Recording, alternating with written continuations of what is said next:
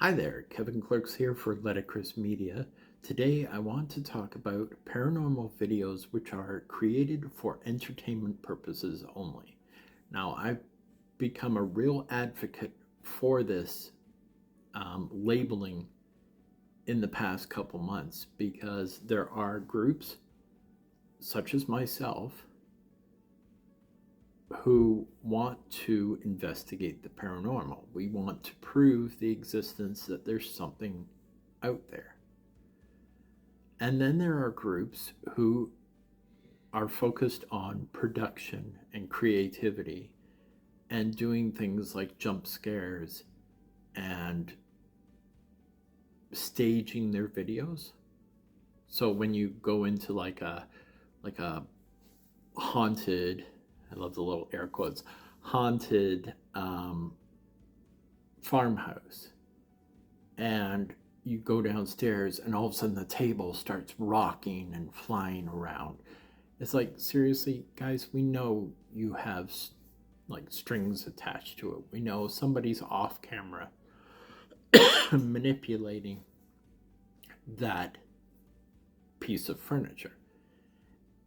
And while I understand the video is fake and, it's got good entertainment value, it's negatively impacting those of us who are doing actual investigations in locations of the paranormal.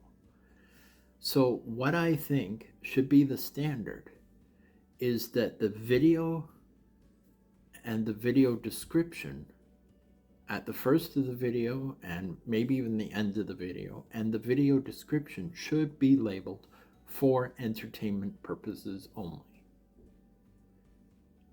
Because I don't have a problem with you producing a video. I am not going to name some groups, but they're actually really good at their video production. Very convincing. But they're fake. And I think the advantage of these fake videos is that we as a community can identify better what is fake then. We've all seen the table rocking. We know that's fake. I mean, the presence of poltergeists is very low, and most of them can barely do something like throw a rock or roll a ball or something. So you're not going to get every single video occurrences of some poltergeist acting up. It's fake. We know it's fake. But it's about time we as a community started demanding that these videos be labeled. Not, this is a fake video. I'm suggesting for entertainment purposes only. And then, we can identify those that haven't been faked, that want you to look at the video and pick it apart and try and identify those instances which are questionable, that don't have easy explanations for. Because when you investigate something, you don't know all the answers. You don't know all the situations that might create that. Like, I was watching a video where they were going through a house and there was some weird noise, and they were like, we don't know what that is. We don't know what that is.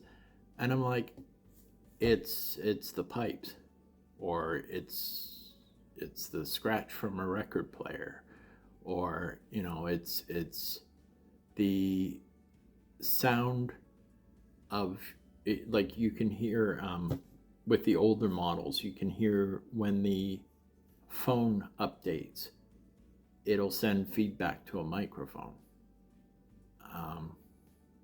These things that not a lot of people know. Some things like the sound of a record player, good luck finding somebody under the age of 30 that's ever heard a record player. But that's the whole point in presenting your video on YouTube as what I would call a legitimate paranormal investigator, is that you want to pick apart and dismiss and debunk all that common stuff in order to find those very few things that are actually unknown. And a good paranormal investigator will tell you that after 4 hours of recording, or 6 hours of recording, or 8 hours of recording, you'll be lucky if you get 5 minutes of activity. So when you have a video that's full of activity, you know that it's probably not real. And I think what bothers me is the paranormal investigators who know that something is normal, yet try and make it into something paranormal. Like I recently watched one who was investigating in the attic of a building, and they walked by a server room, so where they had the Wi-Fi and everything running, the router and everything was in there, and they were like, we're getting K2 hits, we're getting K2 hits, it must be paranormal. Like, seriously, guys, I can tell you it's not paranormal. You know it's not paranormal. I mean, how desperate are you? And it didn't happen once, it happened several times. I mean, how desperate are you for an audience when you're going to try and say that K2 hits are paranormal when you're standing 5 feet away from an internet router? I can turn on my K2 right now and it'll pick up the router across the room, like a few feet away.